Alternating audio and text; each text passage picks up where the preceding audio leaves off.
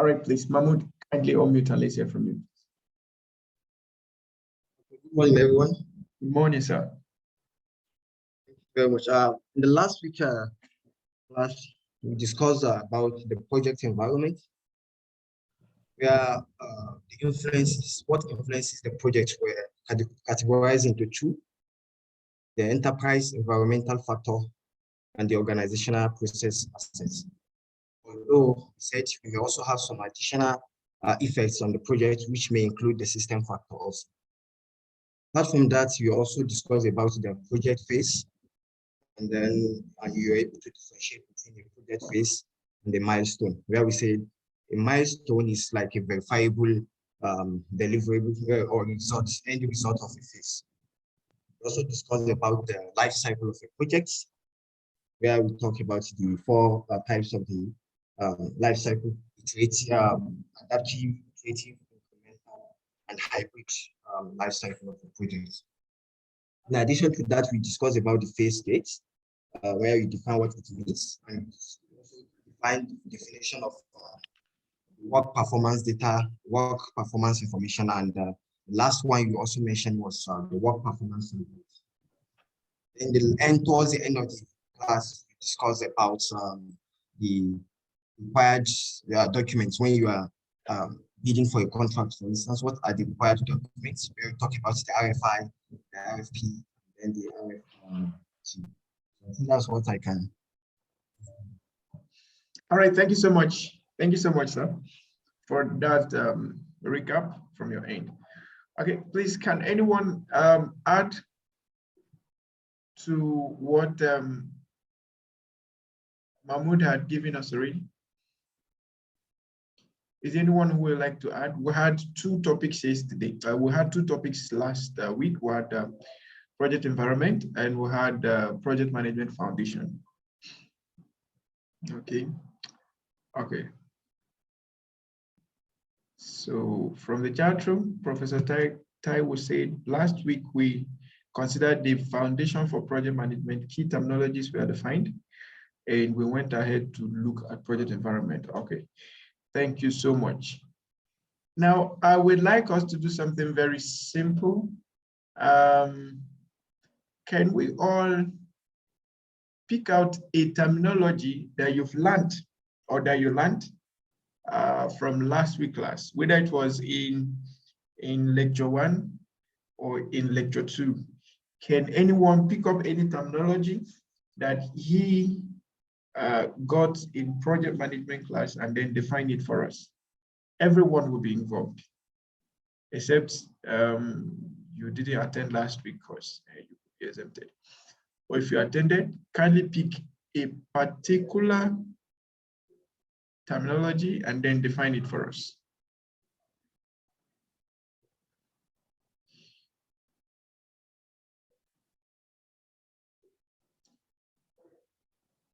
I trust we are together. Okay, so Mahmoud wants to define work performance data. Please kindly unmute and go ahead. Please kindly unmute and go ahead. Okay, thank you, sir. You're welcome, sir. Work performance data is just raw observations and measurements that are identified during activities performed or carried out during a project.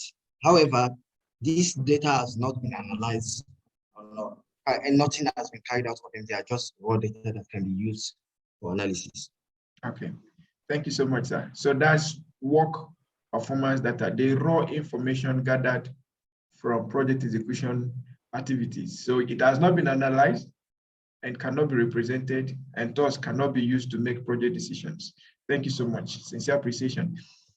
Okay, can we have another terminology, another term we defined last week? Simple and straight to the point. Are we flipping through our notes?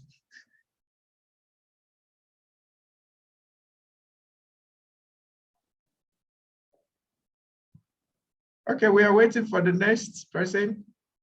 Is one slot for everyone? Everyone will get a slot. So the earlier, the better for us.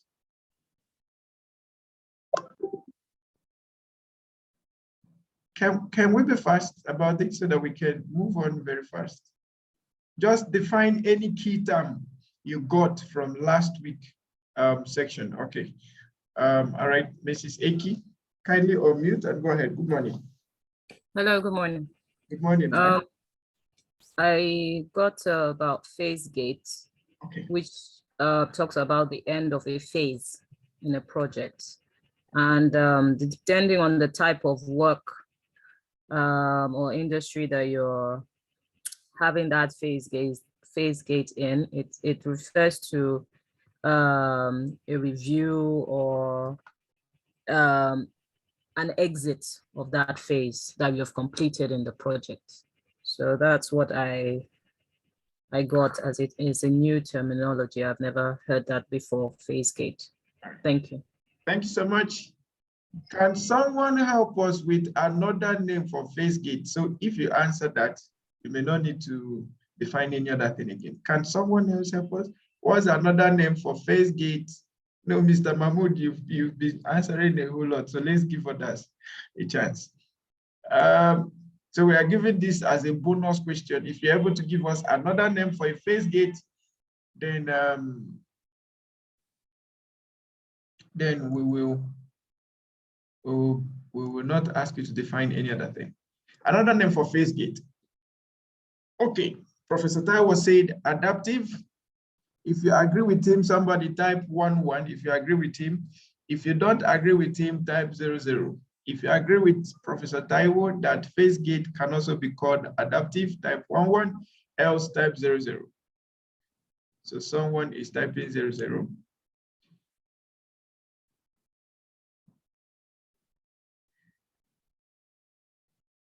Can someone else help us with some decision?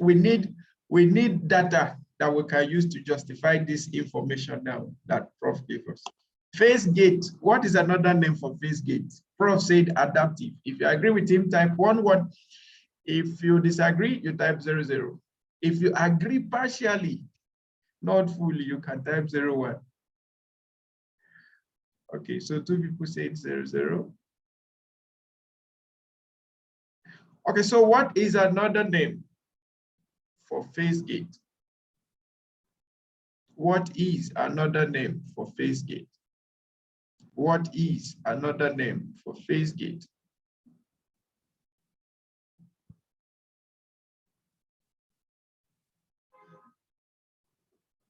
Please hope we know that this class we are doing, they are going live afterwards. So the more time you take in answering these questions, it will not be too good. All right, so someone has finally decided to give us, since we'll not call his attention. So our phase gate, Q point, phase exit, phase review. So anyone you choose to call, they are all the same. So phase adaptive is not another name for phase gate. All right. Okay, can someone give us another definition of any key term he got last week? Can someone give us another definition? Let's make it very fast. Let's make it very fast so that we can move on. So we have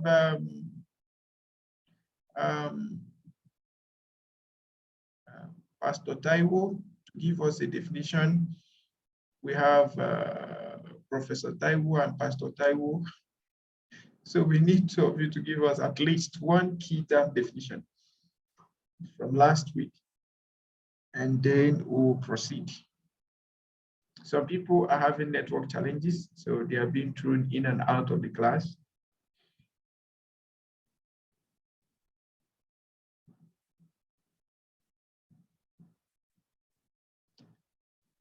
Okay, so we had a whole lot of things we learned last week, and we have reviewed some.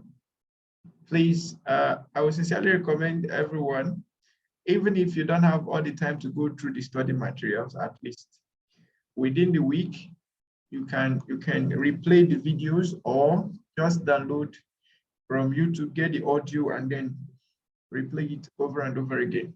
You don't need to watch. All right. Okay.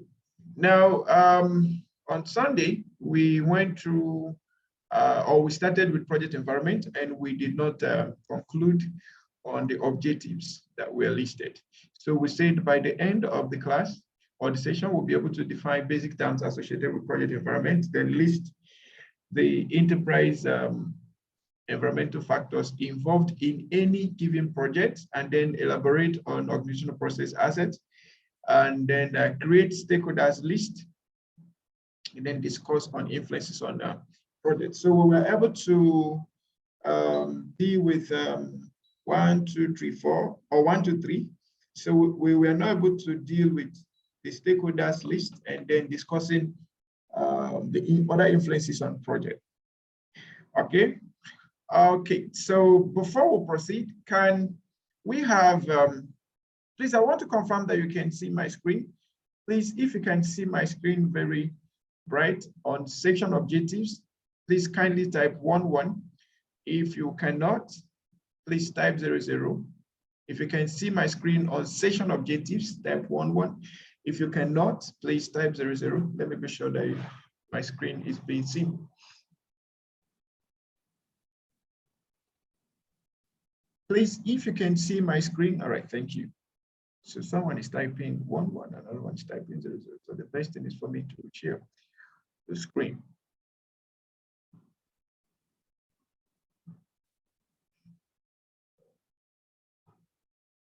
So can everyone see the screen now? All right, thank you. Now we are going to do another thing very simple, just a simple assessment. So can someone help us define what enterprise environmental factors are? Mahmoud gave us a rundown or a recap of what we did on project environment, and he said we looked at the major influences on project, and we spoke about EFs and OPA, and then also added organizational systems. Now, can someone help us define exactly what enterprise environmental factors are? And another one give us examples of enterprise environmental factors. Then another person should help us define what organizational process assets are, and then another person give us examples of organizational process assets. Can we do that very fast? Can we do that very fast?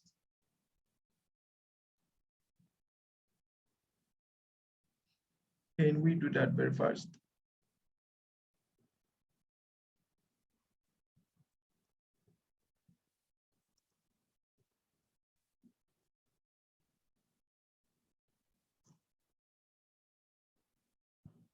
Okay, Prof, kindly go ahead.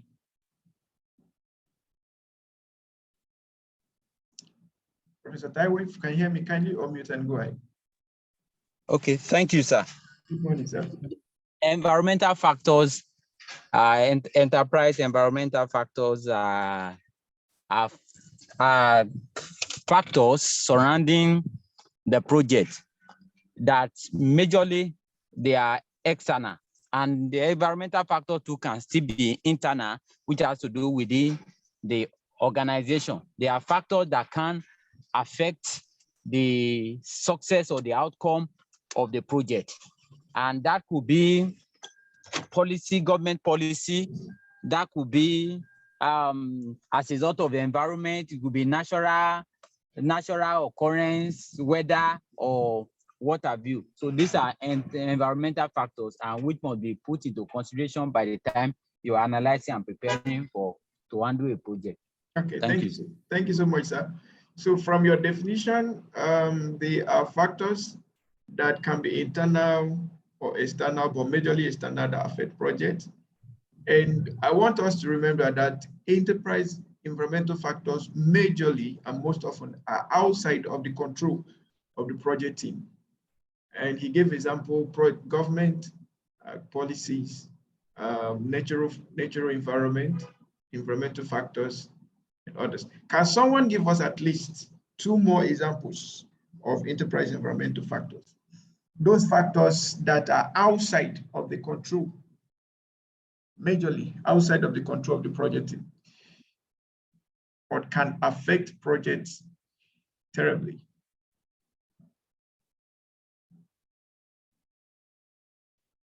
Can someone help us? Okay, someone said inflation, so let's say economic factors. So let's say economic factors. Okay, okay, another person, another one good example.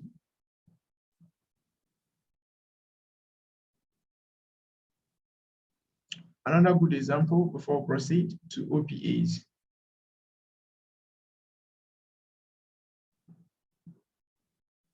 Security factors, okay. Okay, thank you. Now, can someone help us now with OPAs? What are OPAs? With examples. OPAs with examples. Okay, so someone give another example for EFs, legal. Thank you. OPAs, what are OPAs? What are organizational process assets? What are organizational process assets?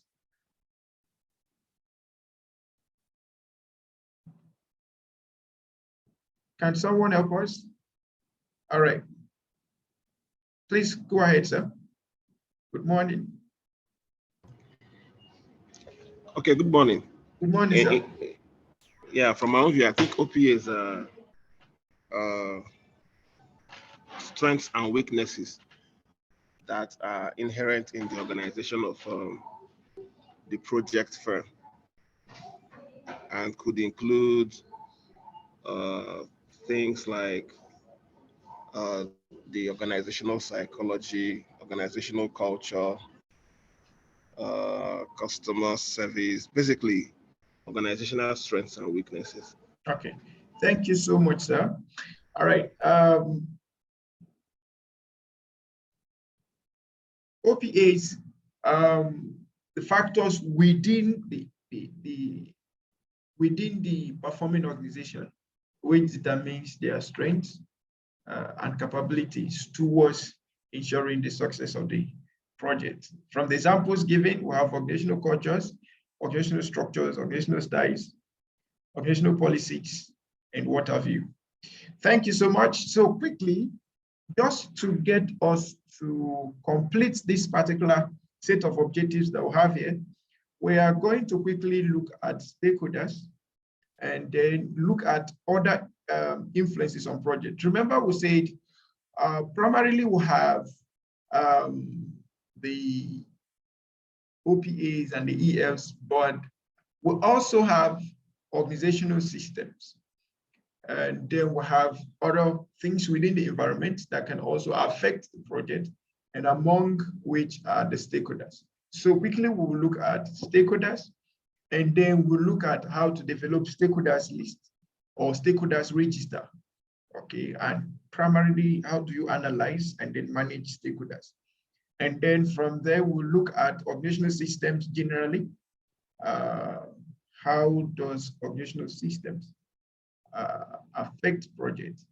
Okay, and then we'll wrap up on that, and then we'll go to another section.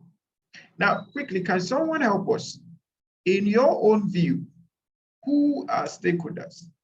If it is a who, if it is a what, so if you don't mind, let me use the two words. Who or what is a stakeholder? Who or what is a stakeholder? If it is a who, you tell us who a stakeholder is. If it is a what, you tell us what a stakeholder is.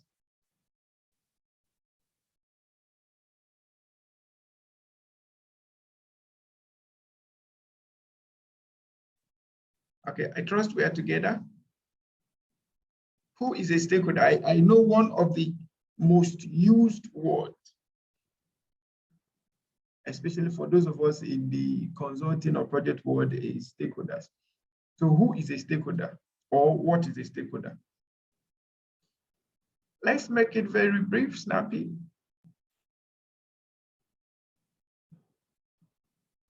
Who is a stakeholder? Who is a stakeholder? All right. Engineer Mahmoud, over to you. Yes, stakeholders to me means someone or a group of people that has a considerable effect or say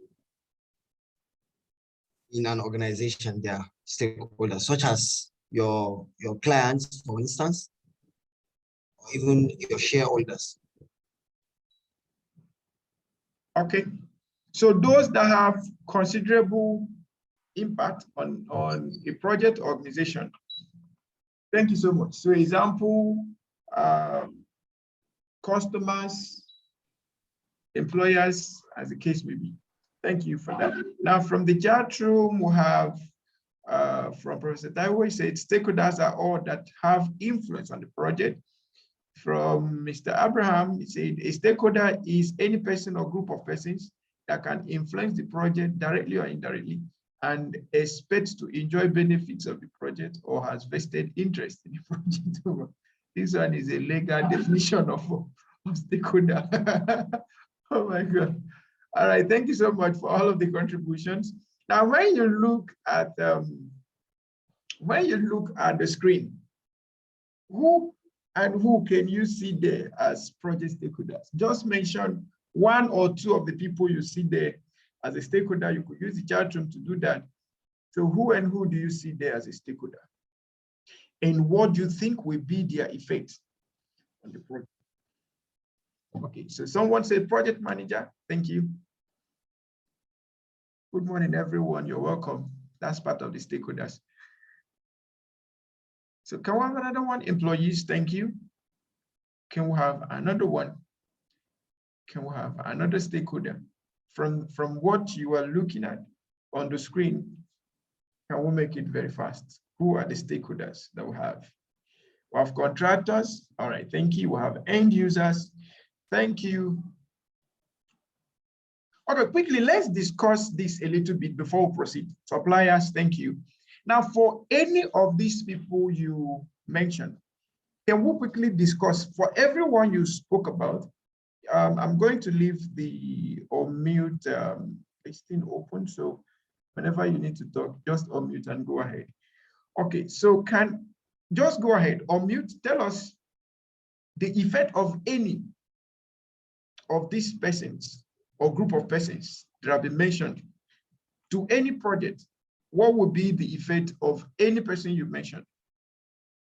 If you mentioned project manager, what would be his impact on the project? If you mentioned employee, what would be his or her impact? If you mentioned contractor, if you mentioned end user, if you mentioned supplier. So can we do that? Okay, go ahead.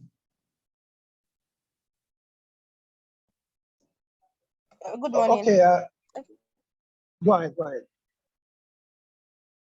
Okay, Mr. Kingsley, you're open, go ahead. All right, good morning all. Good morning, sir. Yeah, I think for suppliers, I would say once the right materials or the materials that the project requires to carry out the jobs is not supplied on time, if it's not the right specifications, bill of quantity as probably we are giving to them to supply, and they don't get it the way the project demands, it's going to have a very huge negative effect on the project. So delivering on time is equally another area that the suppliers would help close the gap for any project. Once, because for every project, there is always a timing to close each of the phases, because for each of those projects, I believe that it's materials which comes from the suppliers cut across all of those stages. So for the materials to come on time, or if it does not come on time, for the specification to be given and they get it the way it is, it has effect, both positive and negative on the project. Okay. Thank you. Thank you so much, sir. Please, before you close your mic, these people you've identified as stakeholders to this project, their impact have been fully evaluated or identified in your discussion. Now, if you were a project manager, how would you manage these stakeholders? these supplier stakeholders? I think management would be, for me, I would say, prior to the execution of the project, I'd want to have them come down, look at what we want to do together with them, and see how they can help anywhere they feel they're going to have issues before the project starts. We identify it from the very beginning and make sure that all those areas that is going to bring about bottlenecks when the project kicks off is eliminated. Because once we have that pre-discussion before the project kicks off, it will enable both the suppliers and the project manager to look at areas where they're going to have challenges. And we look at or find a solution around those areas where they're going to have, if it's, let's say for instance, the material or a particular item that they are supposed to supply is going to come from outside the country. Okay, what's the lead time for these materials to come?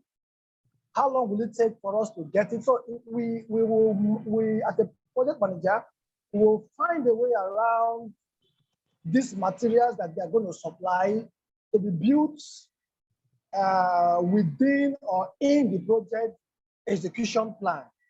Because if we say we want to execute a particular stage at a particular time, without the availability of these materials at the right time, I don't think that project would be completed. So we are going to find a way to build this project round about the supplier to making sure that once it kicks off, there's not going to be any form of roadblocks. Okay. That's the way I think I can manage them. Okay, thank you so much. So specifically, you will first of all have a roundtable meeting to clarify on the scope and their responsibilities as suppliers, so as to ensure that all possible loopholes are identified on time and then taken care of. Yes, sir. All right, thank you so much, Mr. Kingsley, for that wonderful contribution. Okay, let's take another person. Maybe we'll just take 2 more persons and then we'll go ahead. All right, Cheryl, please go ahead. Cheryl, please kindly unmute and go ahead. Okay, good morning. So as regards employees, can I be heard? Yes, you can be heard loud and clear. Okay, all right, thank you. So, you know, in an establishment, employees play a major role of executing any project I want to do, starting from maybe the CEO to the project manager, down to even the admin. So for any project to be successful, all employees need to work, they all need to work hand in hand together to execute any project. Okay, so they need to work hand in hand. So let's say they are the tactical team to deal with the project. Thank you. Okay, so yes. How do you manage, having identified employees as stakeholders within an organization, how do you manage them to ensure that they give you the expected results? Sean, we're still with you. Sorry, can you come again, please? The line was breaking before. Right, sorry. I said, having identified employees as major stakeholders for project execution, which we could refer to as being the tactical team. Now, how do you manage them? What approaches can you use in managing them to ensure that they give you the expected deliverables as at the right time with the right resources? Okay, all right. From my own point of view, number one thing we can do to monitor employees to how will I put it? You have to review the project from time to time. Okay, maybe we have a set timeline for the project, maybe with 6 months. Now within 6 months, this thing must be done. Maybe you set maybe a weekly update or a daily update, depending on the time frame for the project. So whereby you review the work done per each employee. So they have to give you updates on what they are doing as regards that project. Okay. And for you also to monitor that, fine, this person said he has done this. You have to verify also, okay, he said he has done it. Is it true that the person has done it? Okay. Thank you so much. Thank you so much, Sheung. Okay, so from from the much you've said, I could gather that, okay, for you to be able to manage your employees very well, to be able to give the expected deliverables or results, one, there must be set targets for the team, and then it should be broken down to individuals, and then there should be review. So let's say there should be phase gates, all right, for each of the performance targets being set. And you went further to say there should be monitoring and verifying or verification of deliverables to ensure that what they say they've done, they are doing it. And you also said there should be weekly updates or weekly meetings to give you updates on what is being done. All right, thank you so much. That's beautiful. Now, finally, we'll just take one more and then we'll go ahead. Please, Engineer Mahmoud, go ahead. Okay, thank you very much, sir. I will discuss about the community, sir. Go ahead, sir. Communities also play a major role in projects because most especially when the projects may directly affect the community. So they have to be carried along when you are executing a project in any community. And to manage them, the first thing you need to do is to create a proper communication channel whereby they need to be aware of the activities and possibly some of the impact the project may have on the community. And two, probably some of the manpower you are going to use, you may give certain percentage to the community. And then the most important thing is that there must be a corporate social responsibility that will be arranged for the community, probably that will also benefit them. So these are some of the things we can do to manage them. Okay, thank you so much, Engineer Mahmoud. That's beautiful. I must say that I'm learning a whole lot from these discussions. It's helping me. All right, I will quickly want to say something. For the sake of applications, I recommend that when we are taking on discussions, let's discuss them practically, if possibly technically too, so that it will be easy for anyone here to be able to replicate whatever discussion we are doing here, if found useful in his or her own place of operations. Now, let me give you an example of what I mean. Instead of just stopping at saying use adequate project management standards in executing projects, why saying that you could specify the standards that would be best to use.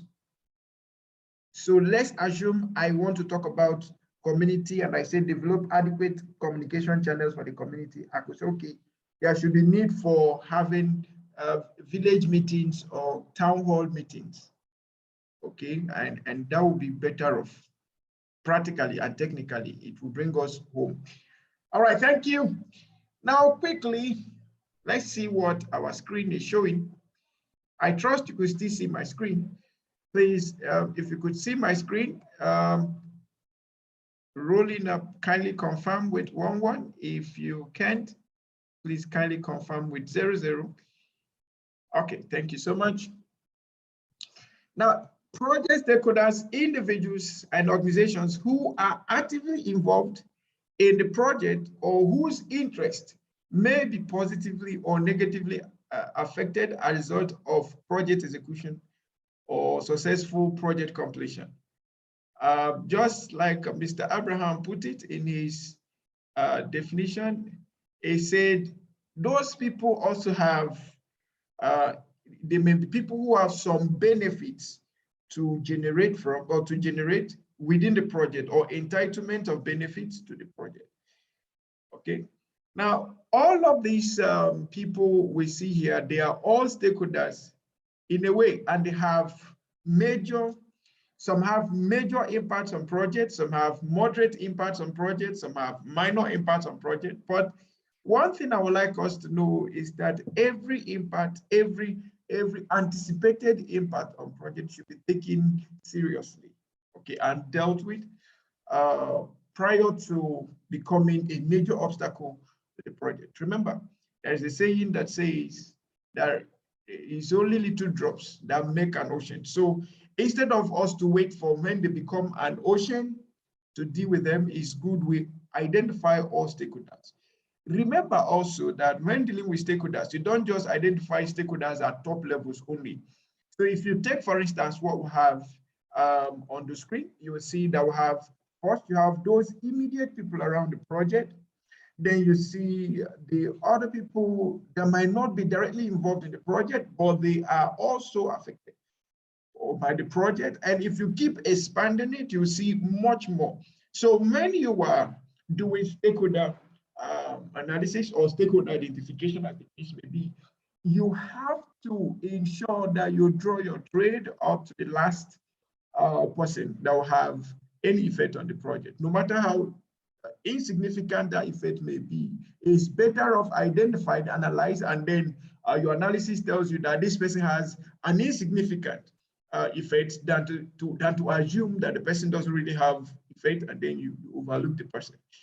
Okay, and I will give you example of what I mean.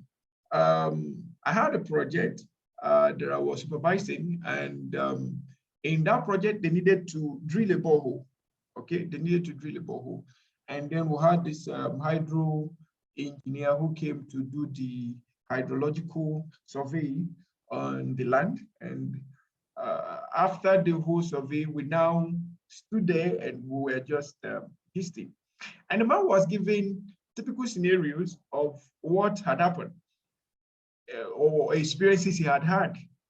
And he said he had a project, an internationally funded project co-sponsored by the federal government of Nigeria.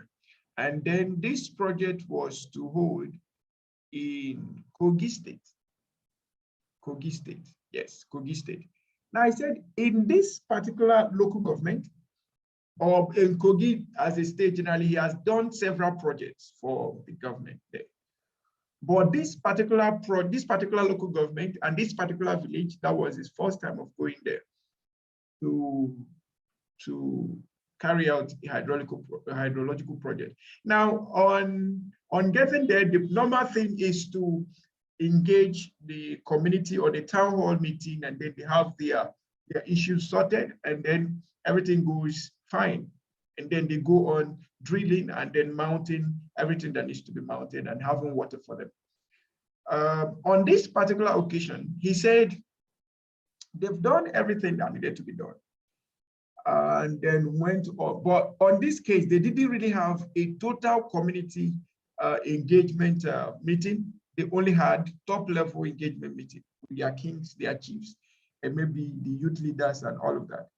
And they had the assurance that yes, they could go ahead, and they went ahead. He said in the morning or in the day, they would drill and get water. By the time they come the next day to install the pipe, to do the piping, and then put up the tanks, the overhead tanks and what have you. He said by the time they come the next day, they will not find any water. They will have to carry another survey and find another place where there is water, and then they will go and drill again. At the end of the day, they will find water, the water is rushing, everybody's happy, and then they come back the next day. He said for like 2 weeks, that was what they were doing. And they were wondering what was happening. And he said one day, one early morning as they were going to site, a very old man came and met them and asked them, who told you people to come to this village? Okay. And he said to them, he said, what we need in this village is no water. Please, you people should leave. If you like, you can dig from there till the kingdom come. You will only see the water, but the water cannot stay. He said it was at that point that they realized that there was another stakeholder that's supposed to have been put into consideration.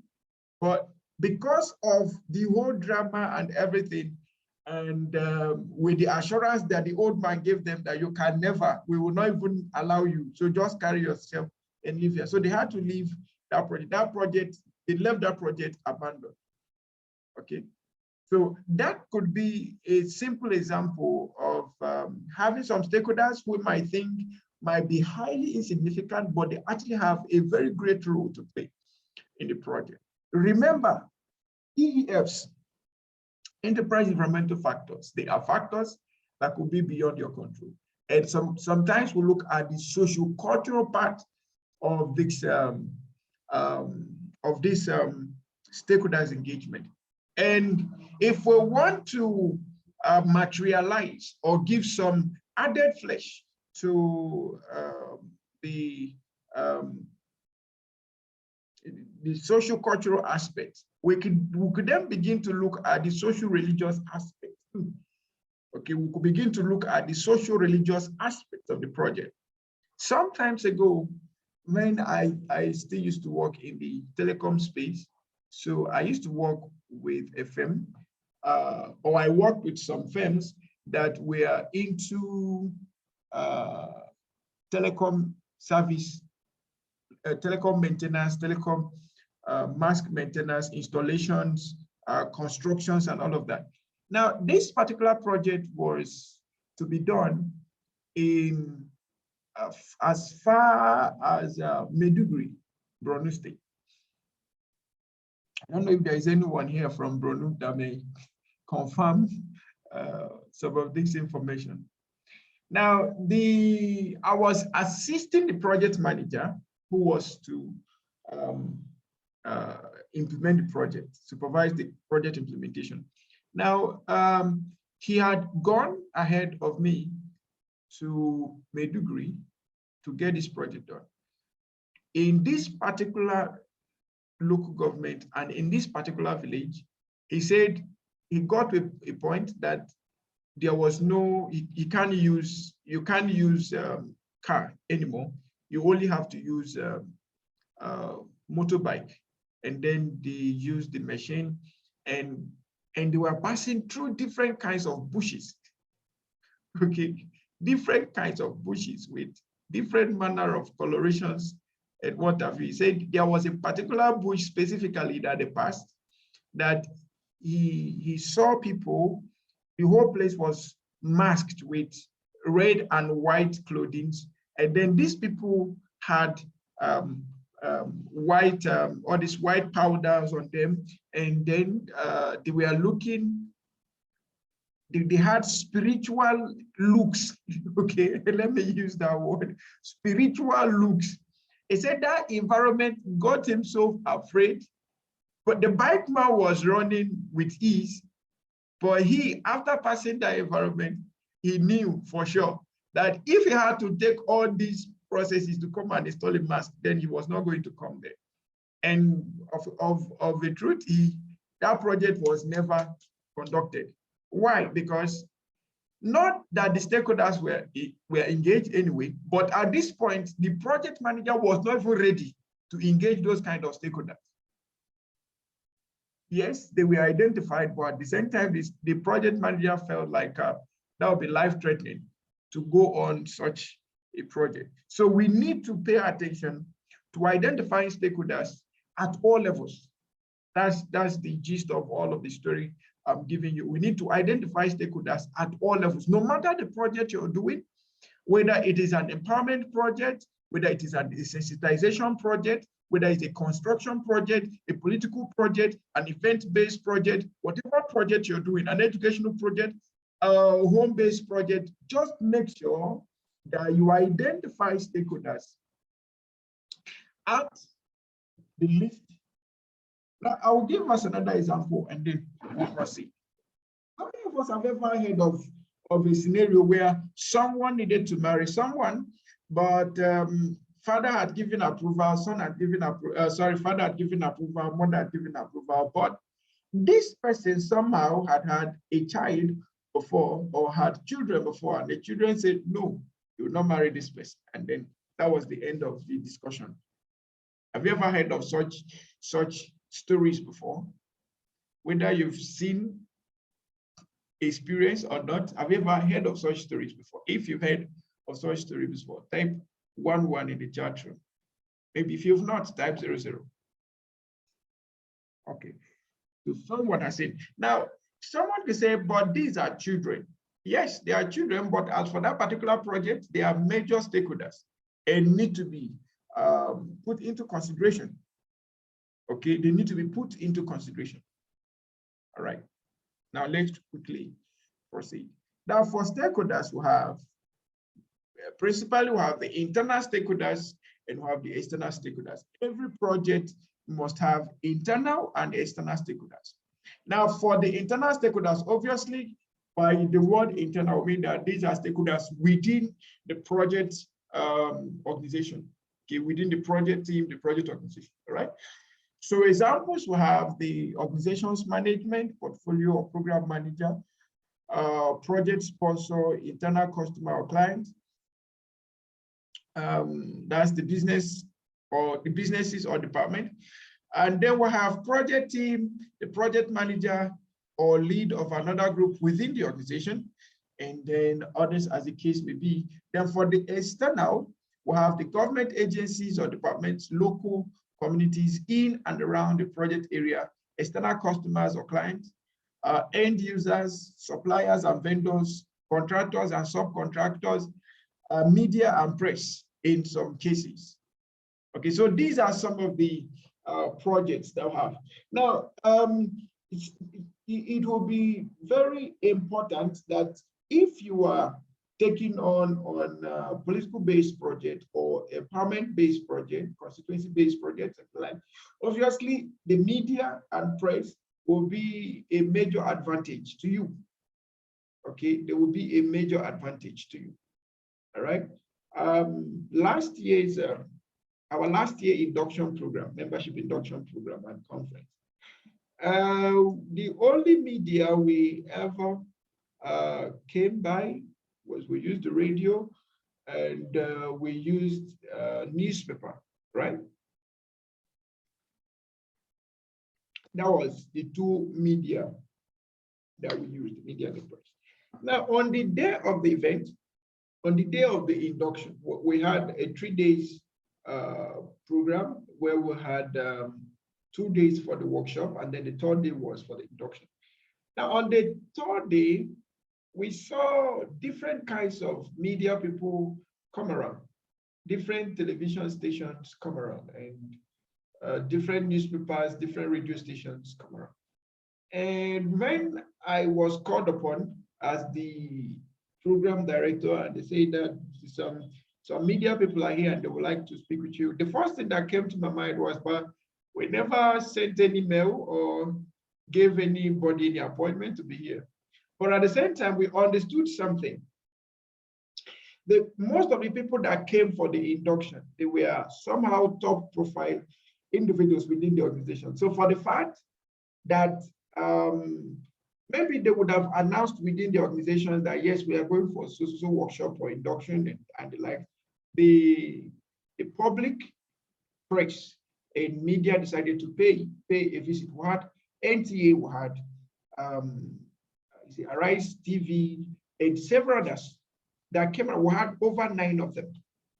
Okay, and I discovered that yes, they were interviewing most of the DGs that came, most of the directors that came, most of the represented CAPMP and ministers that were supposed to be there. I found that they were actually interviewing those people first. I never knew what was happening till when they called my attention. I then understood.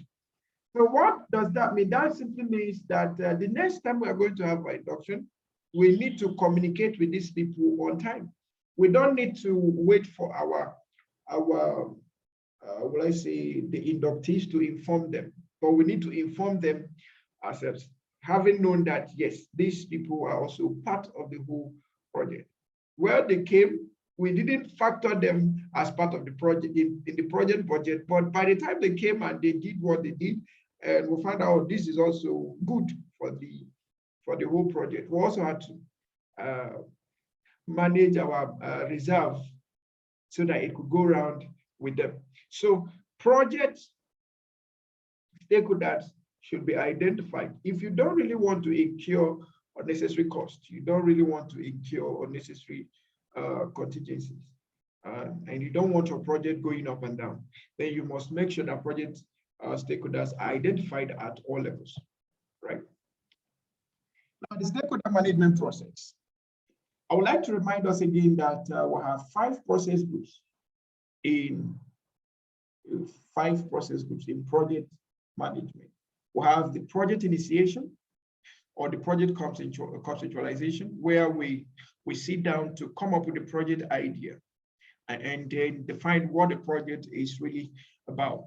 Then from there, we go to project planning, where we come up with the charters, we come up with the proposals, we come up with the project plans and project management plans and every other subsidiary plan that comes with the project. Then from there, we go to project execution, where we now implement the project plan with adequate monitoring and evaluation to ensure that the project deliverables are gotten at the end of each phase and perhaps at the end of the project. Then from monitoring and evaluation, we come down to closing the project, right? Now, at every point of this cycle, we understand that there are stakeholders involved in each of them. Now, from the aspect of project initiation or project ideation, we have what we call the stakeholder identification. Stakeholder identification. It is important that we pay attention to identifying all the stakeholders before the project begins. I'll repeat this again. It is important and paramount for us that we identify all stakeholders from the project ideation stage before the project begins. That's very, very important. Because when you are setting out the project charter, you will have already had your major stakeholders giving you the endorsement to proceed with the project, right? Okay, without identifying the major stakeholders, you won't be able to get the project charter sorted out. And if you are developing service level agreement or project agreement or MOUs or any other project documents that will give you the power, the authority, and establish the relationship for project service or project work, if there is no adequate identification of stakeholders, then these documents might not be well formulated, or even if well formulated, the right authorization will not be given. For instance, we had cases where people buy lands, perhaps they've gone ahead to survey the lands, and when they're about to start establishment or development on the land, then you see other stakeholders coming up, and that will cause a breach or cause a stoppage in development process. So to avoid that, you need to ensure that all stakeholders are adequately identified. Now, when you are identifying and making a list of these stakeholders, remember, you're not just going to stay afar and say, oh, I've identified that particular person as a stakeholder. You also need to discuss with these people.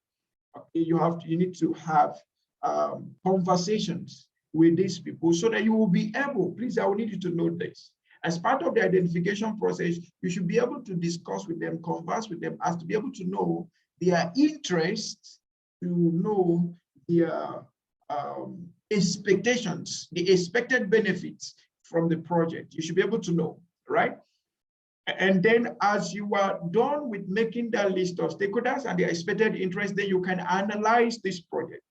Analyze the stakeholders. By analyzing the stakeholders, you'll be able to know their roles. You can assign roles. You can then know what their potential impacts to the project will be. And then from that particular point, you can then be able to prioritize them. So you could then talk about who is the top level stakeholder, the middle level stakeholder, and the low level stakeholder. And then you could now decide on the strategies to engage them, right? I think you're getting what I'm trying to say. Okay, so on the stakeholder analysis, I'll repeat again, you need to first of all, having known what their expectations are, know what their expected benefits, expected interests are, it will be easy for you to now analyze them, specify them in terms of roles, specify them in terms of impacts, and then by the time you know their roles and impacts, you can then prioritize categorize them according to the priorities, their impacts, and their roles are bringing to the project, right? Now, by that alone, you can then know who is on the top level, stakeholder interest, middle level, and then low level. And then by that, you will know which approach, which management approaches you will use in getting them satisfied or meeting up their needs. Okay, then after you might have done all of this analysis, then you're ready to engage them. You're ready to engage them because now you have a good understanding of who the stakeholders are on the basis of who are they, why are they, what are their interests, what are their differences. If you want to do deeper analysis, you could go ahead and do their behavioral analysis. What are their weak points? What are their strong points? And these are the things that will give you detailed information on how to engage them, and then also tell you which best approach on how to engage them.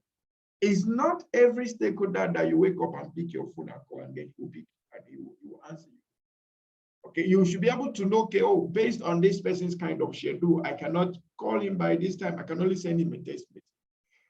Okay, based on this person's involvement in this project, there will be no need to call. I think the best thing is to send an email and keep him or her updated. Or perhaps I need to create a shared point, or you have to create a collaboration platform where everyone in this category could be informed, and everyone in this category or in this prioritization level could be informed in all of that. Okay, for instance, in this particular training we're having right now, we have a general group.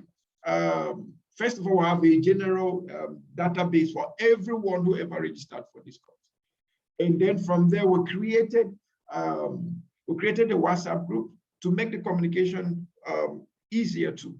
And as we created that WhatsApp group, we have about 200 people in the WhatsApp group, right? And then out of the 200, we have people who have now registered for the course. So we have to create another platform to make sure that their own needs, also their own expectations, are satisfied. You could have registered for this course, or someone could have registered for this course, but he knows that at certain terms and conditions, he cannot proceed beyond this level of engagement. Okay, so he knows that, oh, I am not expecting a material, I'm not expecting a certificate, I'm not expecting an examination or whatever. But there is someone else that, based on his level of commitment as a stakeholder, is expecting all of these things. If he or she is not satisfied, then there will be a problem at that point. We cannot, at this point, serve all our stakeholders as clients. We cannot serve all of them at the same time. Some are still in the level of potential clients, while some are already our clients. Now, also notice that even with the fact that we have up to 12 to 13 people taking this course, you also notice that some people are considered as members, some are considered as non-members. Now, the information sharing for members at some point is also different from the information sharing from non-members. So these are some of the things you take in your engagement plan so that you don't transmit the right information to the wrong people and vice versa. Okay, and then you have your, from your stakeholder engagement, you have your planning, and then you now monitor and evaluate. One of the most impressive parts of stakeholder management process is evaluation. That's one of the most impressive parts of stakeholder management. Remember, every stakeholder has an expected role, whether we believe it or yes. So it's either a sponsor, an end user, a competitor, government agency, there must be a role. Okay, there must be a role. And then for each of the roles, there is an expected impact to that project, right?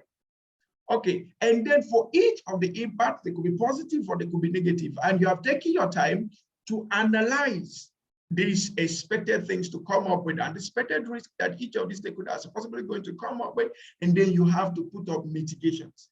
Now, your evaluation or your stakeholder monitoring is to ensure or to have an appraisal, to quickly have a review of whether your strategy, the engagement plans you're using, whether they are really serving the purpose of those stakeholders with respect to the project. So in stakeholder monitoring, it comes all through the project, all through the lifetime of the project, from the initiation to the closure. You always monitor stakeholders at each stage of the project. And also you may have to agree with me that the stakeholders at the initiation stage might not all might proceed to the planning stage, and then not all might proceed to the execution stage, and not all may proceed to the completion stage, and then not all will proceed post-mortem of the project. Okay, then as you keep monitoring and evaluating, you will always have updated management plan. And that's why I always recommend, when you have your stakeholders register, it's good you create a column for recommendations or remarks. It is good you have a column for recommendations or remarks. I'm going to show you a default template of what a stakeholder register looks like, but that's just the default. It's not like it's the absolute. You could also rework it to suit what you want, right? But before I proceed, do I have any question on this stakeholder management process? Because this simple process we just did here, I've tried as much as I can to make the explanations objectived so that you could see the objects of our discussion and then be able to handle them in your own operations or your own project tasks. Now, before I proceed, do I have any question? Do I have any recommendation? Let me quickly handle that before I proceed. Questions, observations? Am I too fast? Am I too slow? Let me know.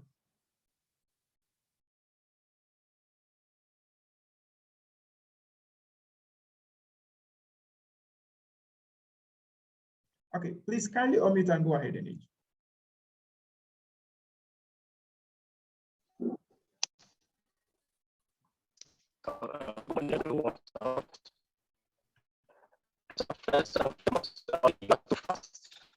Sorry, sir, your network is breaking, so I can't really say whether it's from here or your side. Kindly check your network and be sure that it's stable.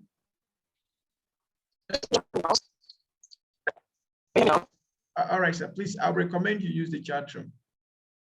Okay, I will recommend you use the chat room. Okay, I have one Mohammed X Jallo.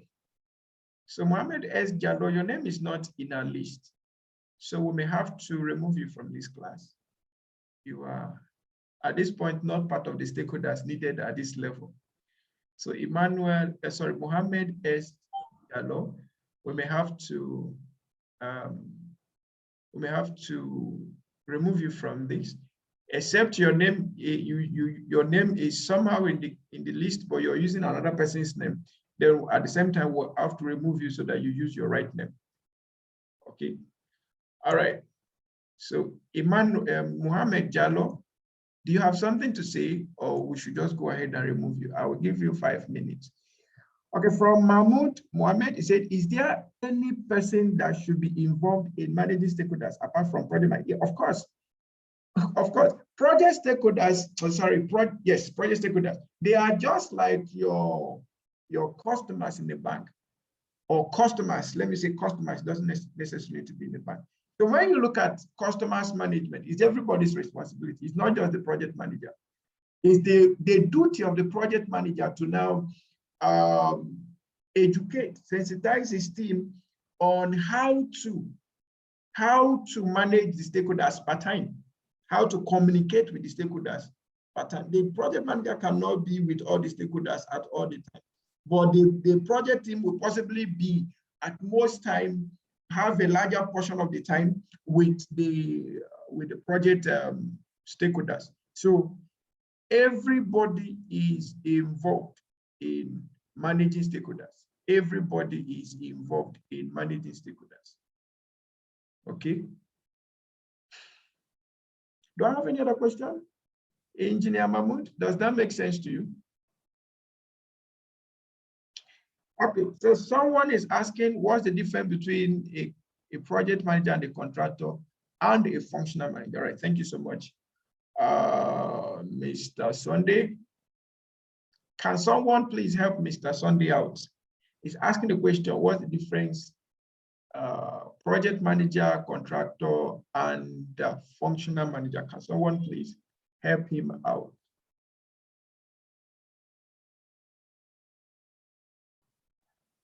Can someone help him out?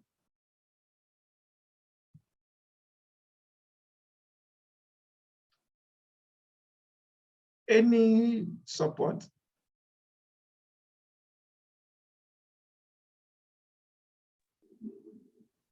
All right, go ahead, read one. Yes, sir. Sorry, can I get you? Can you come again? His question is, what's the difference among project manager, contractor, and functional manager? Okay. First of all, we have the project manager. Project manager is part of a project organization. It can as well be a functional manager or a project manager based on the project at hand. So if he is a functional manager in the organization, for instance, and a project comes up, it might as well be in his department. The project might be a project in his own department where he becomes the project manager for that same project. So he's the one in charge of the project. So any report, anything that goes on in the project, the report comes directly to him. Then from him, if there is another functional manager, he has to report to based on the governance structure of the organization. If he has to report to another functional manager, then he will report directly to the MD, the managing director of the organization. While you have a functional manager, he can be directly involved in a project and it might not be directly involved in a project. If he's directly involved in a project, the project manager will have to report to him. We have to make reports to him. Then from the functional manager, it goes to maybe the managing director. But if he is not directly involved in the project, the project manager will not report to him. He will report directly to the managing director. So then the third one, contractor. The contractor is part of the project team. He's not part of project management team. He is a project team. The organization will give if you have a project to build 200 houses now, even Beggar as a big company, they have subcontractors. Maybe if it comes to interior designing now, they have a subcontractor, a company they use for interior designs. That subcontractor is a contractor under Julius Berger, which is the project organization. The project management team will come from Julius Berger, while the subcontractors are part of the project team. So they are contractors, they are part of the project team, not part of the project management team. So they are being employed by the project organization. All right, thank you so much, Engineer Ridwan, for that elaborate explanation. Now, Mr. Eneji, do you have, okay, so we have, please go ahead, sir, for your contribution. Oluwase Ibrahim, please go ahead.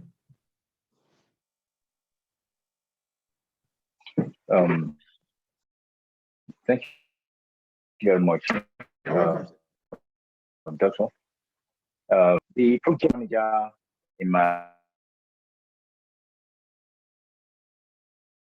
Sorry, sir, your network is breaking. Who is someone who, you know, when this class started, we talked about it and you've really talked about it from different point of view, from different perspectives. So a project manager is someone that oversees a project, that manages a project. I just want to make it that simple. But a contractor is someone that is skilled, someone that has, the kind of technical know-how on how to carry out certain activities. Like the former person that talked the other time, he was talking about, a contractor that worked under Julius Berger. Just I'm also talking in that vein too. So is a contractor someone that is skilled that works under an organization as a contractor? They bring him in to undo certain aspect of the project. But for a functional manager reports to the project manager, because the functional manager, he functions in a particular unit, or let me say department of that organization. So I would say that the project manager, is like the head, while the function manager reports. Sorry, sir, your network is breaking again. If there's any, with his own department. That is. Are you with me? Hello. Yes, hello? Your network. Yeah. There was a network bridge at some point where you are trying to explain the functional manager. But yeah.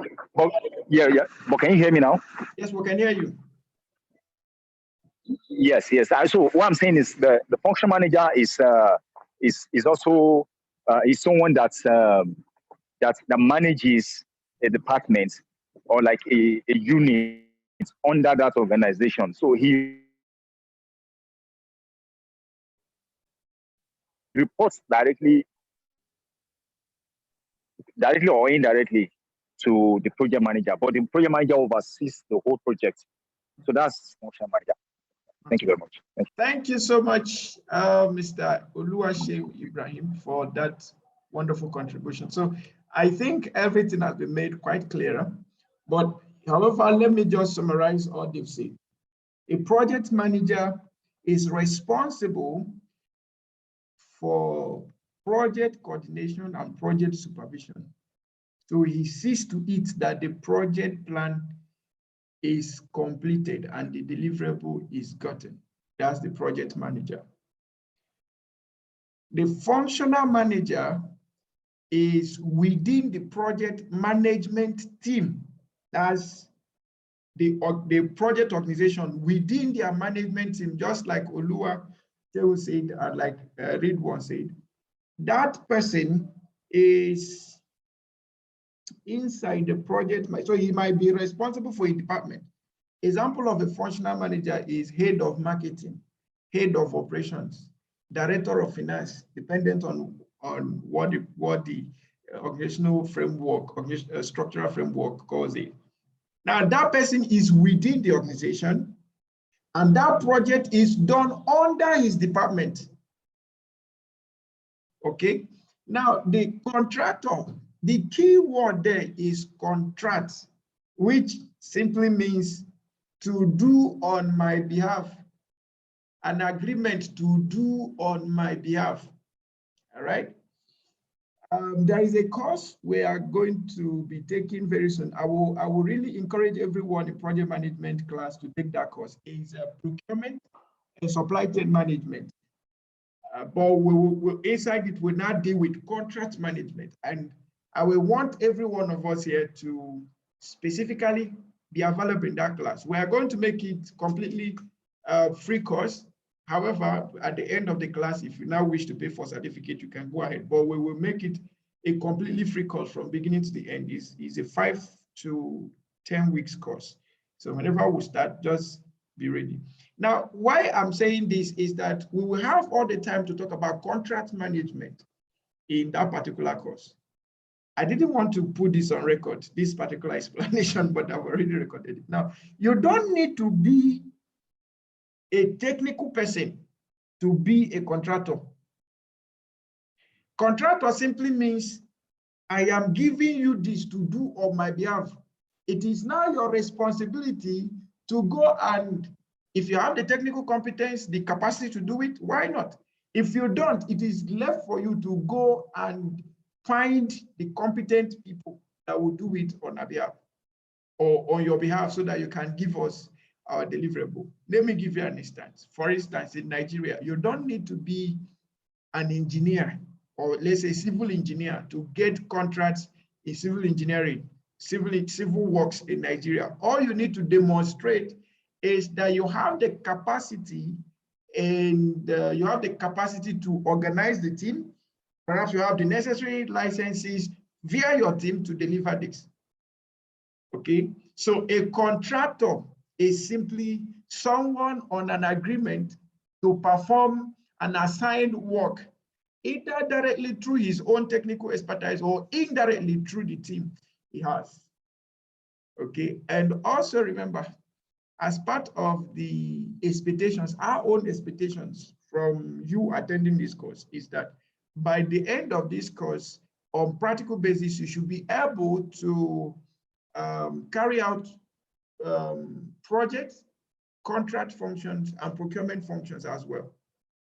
Okay. All right. Thank you so much for all of those wonderful contributions. So can I proceed now? If I can proceed, kindly type 11. If you think I need to explain something more, please type 00. All right. Thank you for giving me the permission to proceed. Please, if you can still see my screen, type 22. I'm on stakeholder analysis right now. If you can still see my screen, type 22. If you cannot, all right, thank you. So we've spoken so much about stakeholders and then all of that, identifying stakeholders, documenting their stakeholder requirements or stakeholder expectations, then analyzing stakeholders, prioritizing stakeholders, then having a stakeholder engagement, the monitoring and evaluating stakeholders. Another thing we actually need to put there is to have a review at the end of the day, phase gate. After a stakeholder management project, there should be a phase gate or phase review. All right. Now, in stakeholder analysis, we have four major grids, four major analysis grids that we can use to analyze stakeholders. We have the power interest grid, where stakeholders are analyzed based on their power and their interest as regards to the project. Then we have the power influence grid, which is similar to the power interest grid, where stakeholders are analyzed based on their power and influence on the project. Then we have the influence impact grid. Stakeholders are analyzed based on their influence and the impact to the project. Then we have the salience grid. Those stakeholders we are talking about that you need to pay critical attention to be able to identify them. Okay, so I'm going to use this grid on the table to explain perhaps the first three. Then when you find the last group of people, you can also use this to explain that. All right, now quickly, you have on this part, you have influence or power of stakeholder, and then on the y-axis, you have the influence of power, and then on the x-axis or the horizontal axis, you have the interest of the stakeholder. Now, on the y-axis, coming down is negative or perhaps low, and then going up is positive. So we could actually say low, and then we'll say high. And then on the interest, we also have low on the negative side, and then we have high on the positive. So you could change all the positives with high and change all the negatives with low. So you're going to do something very quickly for me. I'm going to give you 3 minutes. Can you draw this as it is here? Just draw it. I'm giving you 3 minutes. Get a sheet of paper, draw it very well so that when I'm explaining, if you need to write, you write. And if you need to make your own adjustment, you make your own adjustment. I'm giving you 3 minutes. So in 3 minutes time, we'll be back to continue. 3 minutes, please draw all of this, write everything, and then begin.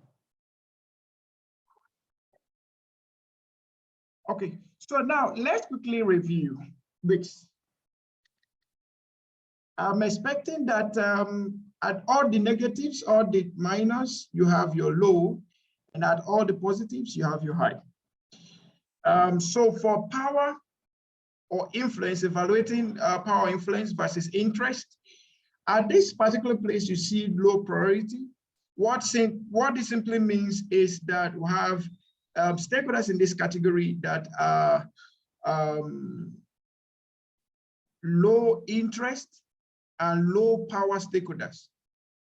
Low interest and low power stakeholders. I trust you could still see my screen. Please, can you confirm that you could still see my screen? Confirm with a 11 if you could still see my screen, and you could, all right, thank you. So for these low priority stakeholders, it simply means that they have low power or low influence and they have low interest. Okay, now we regard them as low priority stakeholders. Now, how do you manage them to get results? By standard, we'll say monitor them, communicate generally to keep updated. Now, M, to move them to the right. What do we mean by moving them to the right? We want you to move them to this other place where we say keep informed. All right, keep informed. Now, I would like you to see the whole journey that plays when initiations begin to take place between a potential project owner and then a potential project stakeholder. So first of all, there is a likelihood that you have to meet with people who are possibly low interest and low power to that project, but you want to monitor them and then constantly communicate with them, update them on general information to the project, maybe benefits of the project, why they need to be part of the project, stakeholders, if it is sponsorship you're looking for, why they need to be sponsors, and all of that. And then the sustainable benefit of the project, you just need to keep them updated. And then your priority or your utmost expectation is that you want to move them from being low priority to a place where they will have at least high influence or high power, perhaps they will have high interest, that's on keep informed. They have high interest, but still low power and low influence. Now, at this point, what do? You keep them informed, make use of their interests through involvement, consult on their area of interest. It can be supporters and it can be ambassadors. But by all means, just make sure you are getting them constantly involved. Their interests have become their asset, and their interests have become what drafted their involvement. So you must make good use of that interest. That interest had become a part of your OPA. Did you get what I just said? Now that interest had become part of your what? Of your OPA. Then from there, you also want to move them further. So from here, you want to move them to a point where the point where we say you meet their needs. Okay, so now they have, for these other people, they have high power, but they have low interest. The people under the keep informed, they have high interest, their interest is very high. So they are very good supporters, they are very good ambassadors. They can help you move the project up, all right? But perhaps they might not have the power or the influence to get the project done, right? But they are ready to support you. They are ready to make sure that the project is going on fine. Then you also want to move some of these low priority people to this level where you meet their needs. But at this point, these guys have high power, high influence, okay, but they have low interest. Now, by the time you have a mix of those with high interest, low power, high power, low interest, you would have gotten a category of people that you can move further to a place we now call the key players. So on the group of people where you have the meet their needs, you engage and consult, you increase and maintain level of interest, you aim to move them to the right, okay? And could be a risk to your idea, yes. You know, sometimes people talk about project hacking or hijacking rather. You came up with a project idea, you pitched it to a sponsor. The sponsor has high power, and perhaps since he basically has little or no interest in you as the project owner, he might decide to take away that project. He has high power, he can finance the project, he has the connections to make the project work, but he might not keep the project sustainable because he's not a project owner. All right, so they might be threats to your project, okay? So we'll talk about this later, how to manage this particular risk of these high power but low interest people, okay? Then you have the key players, that's moving these people or meet their needs to the key players, and then moving these other people and keep informed to key players. Now you manage them close. Now these are the most important people in your project. They have the highest power and they have the highest interest. Involve them in the projects and decisions, engage on a regular basis, and work to maintain the relationship. Now, if you have a shared communication platform, then that means you must create some distinctions between or among these different levels, so that those on low priority can have all the basic information. Now, those that are on the keep informed can have all the information they need to keep supporting and being good ambassadors to the project. Those are meeting the needs will have all the information they need to keep bringing out their money, using their influence or network to push the project. And those who are really the primary people, we have to have the apex, the peak of the information, the best of the information. Why those ones are the other priorities may have maybe work performance data. The people on key players should have work performance information, and not just work performance information, they should also have work performance reports so that they know what is up to date with respect to the project. Okay, all right. Now I've explained all of this.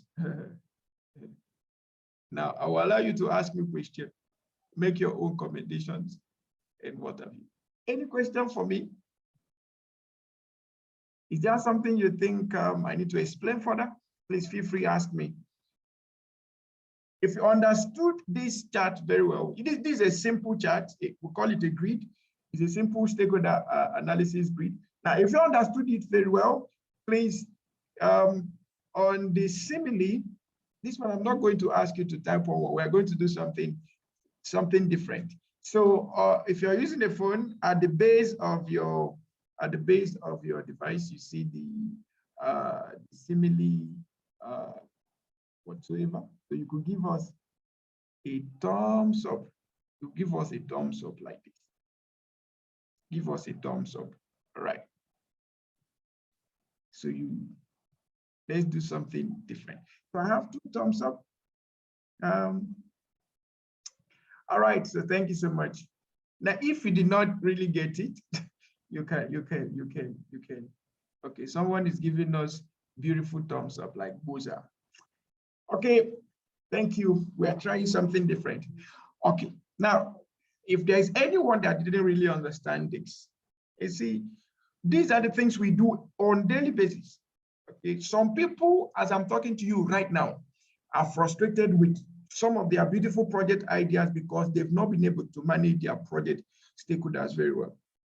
Okay, some people have become enemies because the assumed project stakeholder ended up becoming a project stealer, project idea stealer. So you don't want to have that. Now, what this means is, I'll repeat this again, that he said, good morning, sir. I just joined and I will appreciate if you can quickly recap. Okay, thank you for coming. We started by 10. So if you join now, perhaps you have to wait for the video to be uploaded so that you can have a full lecture instead of just the recap, right? I think that would be better off. Okay, so as I was trying to say, there are some people, the people that are supposed to be the project stakeholders have ended up becoming project enemies. But with a good knowledge of project management or project stakeholder management, it will be easy for you to know who then is your low priority stakeholder. And then that will help you to know what kind of information to give him. If you go and carry the complete project details from A to Z and give a low priority person, or give to somebody under high power but low interest, you could be causing trouble without knowing. You could be throwing away your project idea without knowing. Okay, some of us have projects that can be funded by international agencies, can be funded by government. Now you submitted this project to someone, you've gone and developed a concise plan, project plan. You've given out everything and you're waiting for you to be called. Nobody's calling you. Okay, so there's a possibility that you didn't sit down to do your project analysis, stakeholder analysis very well. And perhaps those people you handed over your project documents to, they are possibly in the category of low priority or meets their needs. All right. Thank you. If there is no question for me, that means I should proceed. Please, with your permission, I'll proceed. So if I should proceed, kindly type 22. If I should proceed, kindly type 22. If you need me to explain something else, or explain it better. We are trying to make this as practical as possible using all relevant examples. Okay. So 2, 3, that means I should over proceed. Okay.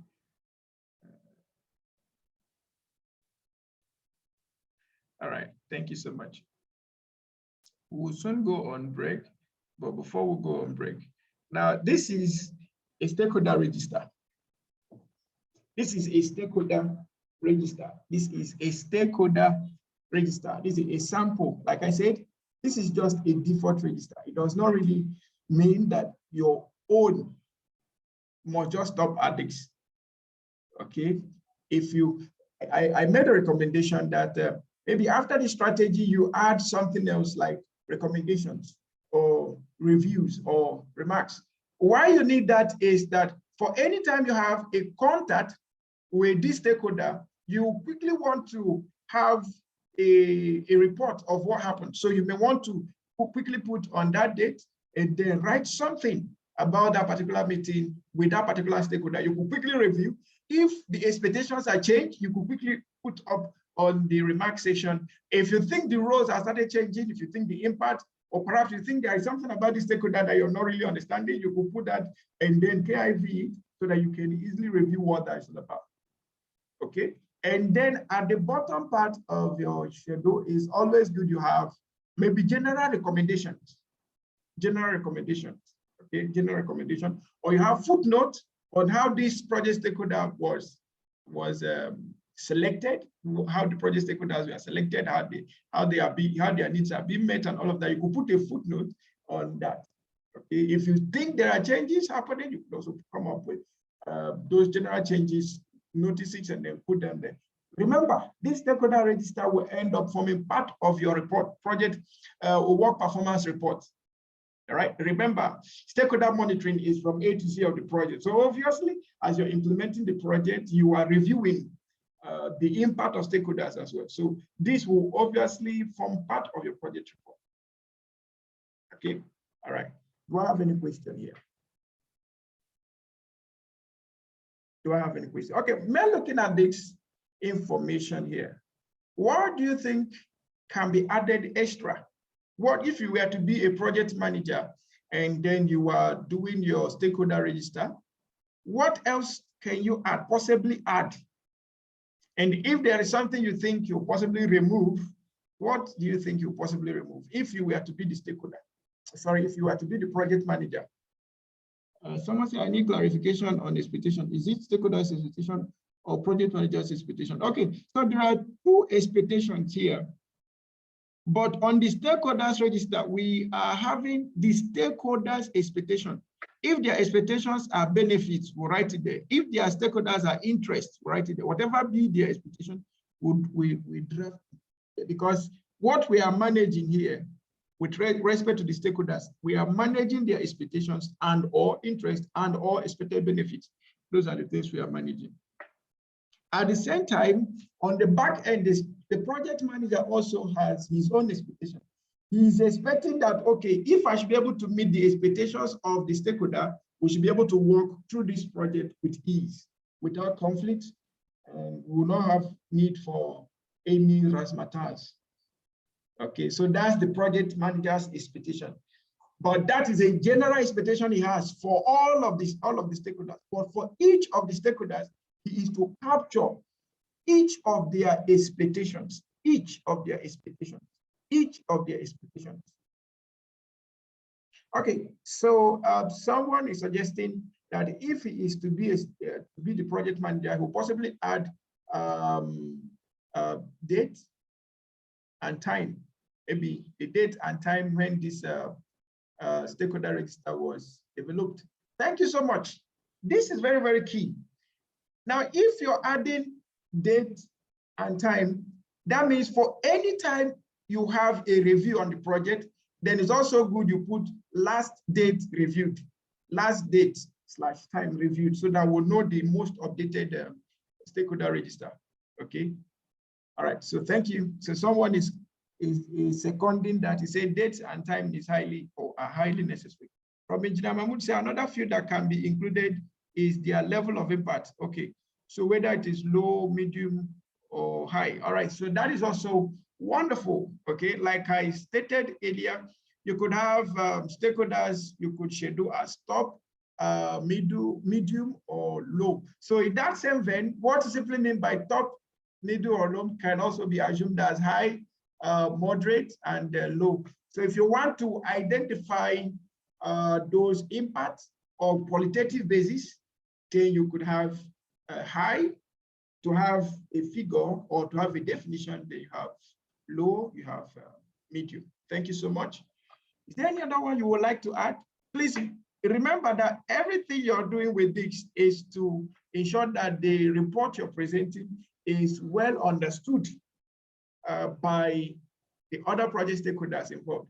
Also remember, importantly, that where there is need for end notes, for instance, if we are to use impact levels like low, medium, high, then we should be able to establish a footnote here on the a footnote underneath the stakeholder register, telling us what low means, telling us what high means, telling us what medium means. If it is possible, we can describe the impact, the consequences accruing to any of those lines we are following on high, medium, or low, right? Any other suggestion? Now, while we are looking out for suggestion, we're also expecting questions. Is there any question? Okay, now can we go for a break now and then return back very briefly? Can we go for? And we considered different the individuals who the stakeholder could be, the end user, could be the environment, community, the project manager, and all those that will be involved in. And then we looked at the project stakeholder process, and we consider quite a number of technical terms. Or in managing the stakeholder, we have to analyze, and from the beginning to of the project idea conception, we have to look at who are the stakeholders. And of course, it's important to identify them so that one will manage them to have a success in the project. And we looked at the analysis using a grid to look at in terms of influence and power, identifying who or the position of the stakeholder, and using that to influence or upgrade or improve the involvement of the stakeholder in that project. And finally, we ended with the register to be used in managing stakeholders. Thank you. Thank you so much, Prof. That was explicit. Thank you, and thank you. Okay, so please, you have to bear with us for a moment. There is someone that was removed from this classroom, and the law is that if you remove anyone, you cannot add him back. So please, we're going to take 5 minutes of your time to get everyone back to this class. Please, let's just pay attention in the WhatsApp group so that we can easily join back, please. We remove the person, and the person cannot join the classroom, but now he's qualified to join, but he cannot. So please pardon us. We'll quickly have to dissolve this class and open the class again so that everybody will join. 5 minutes, we'll be back, please. Thank you so much for your understanding. Thank you. So please, let's pay attention in the chat, in the WhatsApp group, so that all of us can come back.